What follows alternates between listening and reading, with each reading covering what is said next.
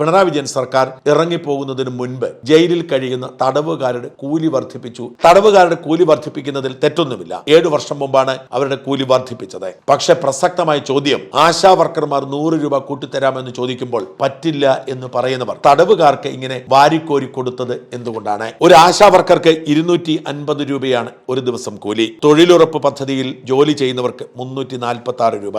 അപ്പോഴാണ് 620 രൂപയായി തടവുകാരന് കൂലി വർദ്ധിപ്പിച്ചിരിക്കുന്നത്.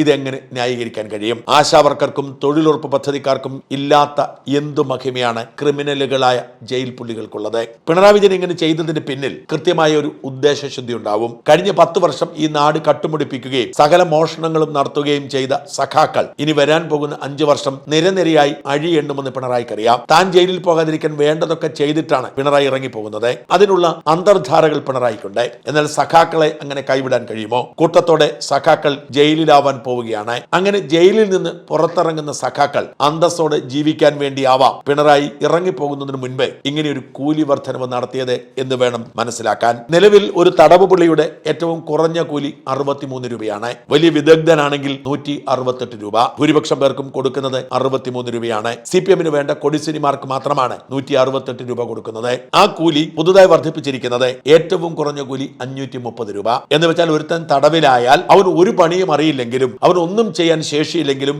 അവൻ ഒരു ദിവസം 530 രൂപ കിട്ടും. അവന് മിനിമം പണി അറിയാമെങ്കിൽ 560 രൂപ.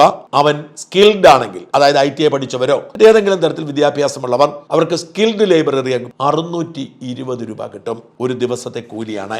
ആലോചിച്ച് നോക്കൂ. ഈ 620 രൂപ എന്ന് പറഞ്ഞാൽ ഒരു മാസം 18,600 രൂപയാണ്. നമ്മുടെ നാട്ടിൽ എത്ര സ്വകാര്യ സ്ഥാപനങ്ങളിൽ 18,600 രൂപ ശമ്പളമുണ്ട്?